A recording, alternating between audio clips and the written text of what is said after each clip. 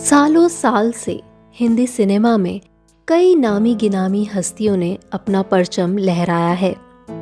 इसमें से कई ऐसी हस्तियां भी थी जिनका नाम सुनते ही आज भी सिने प्रेमियों के चेहरे पर मुस्कुराहट आ जाती है और साथ ही ये याद कर आंखें भी नम हो जाती हैं कि आज वो जिंदा दिल इंसान हमारे बीच नहीं है। भारतीय सिनेमा जगत में आज भी किसी की मूंछें बहुत मशहूर हैं तो वो है फिल्म शराबी के चर्चित किरदार नत्थू लाल जी की।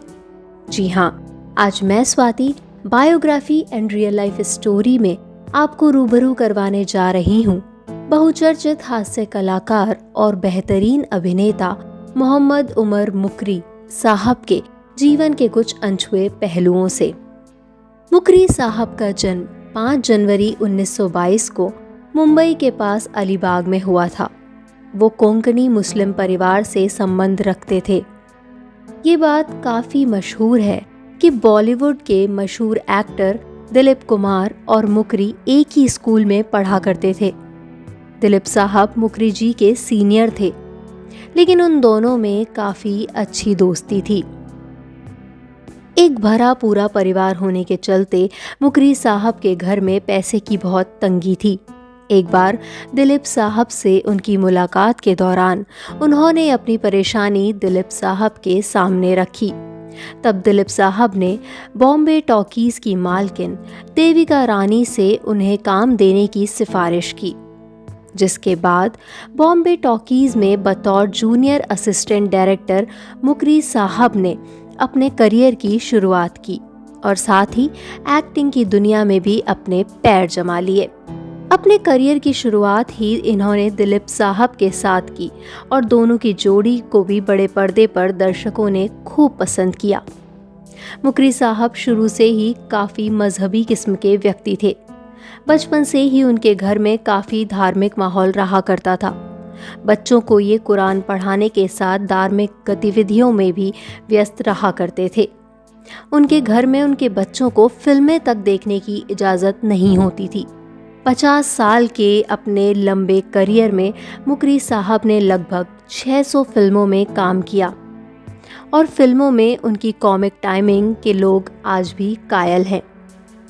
अमर अकबर एंथनी के तैयब अली हों या फिर शराबी के नत्थू लाल की प्रसिद्ध मूंछें, उन्होंने हर किरदार को बड़े पर्दे पर बहुत ही खूबसूरती से उतारा है। उनके बारे में किस्से तो कई मशहूर थे, लेकिन एक बार महबूब खान साहब फिल्म आन बना रहे थे जिसमें दिलीप साहब बतौर हीरो काम कर रहे थे। उस फिल्म में एक छोटा सा रोल मुकरी साहब का भी था। फिल्म की शूटिंग आउटडोर में थी, जिसके लिए पूरी यूनिट को बाहर जाना था। सबके लिए कमरों की व्यवस्था हुई, लेकिन मुकरी साहब को तो अपने बचपन के दोस्त दिलीप कुमार के कमरे में ही रहना था। रात में गलती से वे दिलीप साहब के कमरे की जगह फिल्म की हीरोइन नादिरा के कमरे में घुस गए। इसके बाद नादिरा चिल्लाई और वहां एक बड़ा बवाल खड़ा हो गया, जिस पर दिलीप साहब ने सबको शांत करा, मामले को खत्म किया और मुकरी साहब के लिए अलग कमरे की व्यवस्था करवाई। इसके बाद उन्होंने मुकरी साहब को समझाया कि साहब, आपको इस तरह की शरारतें शोभा नहीं देती हैं। महज फिल्मों में ही नहीं, असली जिंदगी में भी मुकरी साहब काफ़ी जिंदा दिल व्यक्ति थे। अपनी पार्टियों के दौरान भी वे कोई ना कोई ऐसी हरकत कर ही देते थे कि पूरी महफिल हंसी से गूंज उठती थी। उनके बुढ़ापे के दिनों में मशहूर प्रोड्यूसर एकता कपूर ने उन्हें अपने एक सीरियल के लिए काम ऑफर किया था, लेकिन मुकरी साहब ने ये कहकर मना कर दिया कि उनको लगता है कि वो अब इस दुनिया में कुछ ही दिनों के मेहमान हैं। ऐसे में वो नहीं चाहते कि किसी का भी नुकसान हो।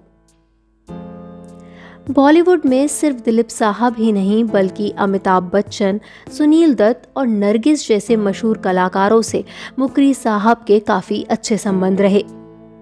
मुकरी साहब की बेटी ने एक इंटरव्यू के दौरान इस बात का खुलासा किया कि कई सालों तक तो वो नरगिस को अपने पिता की सगी बहन ही मानती थी। मुकरी साहब के हर सुख दुख में नरगिस आखिरी दम तक उनके साथ खड़ी रही।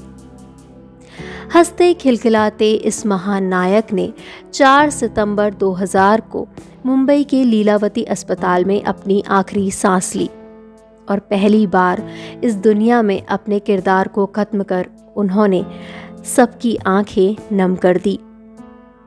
सदी के इस महान कलाकार को biography and real life story की पूरी टीम की तरफ से शत शत नमन।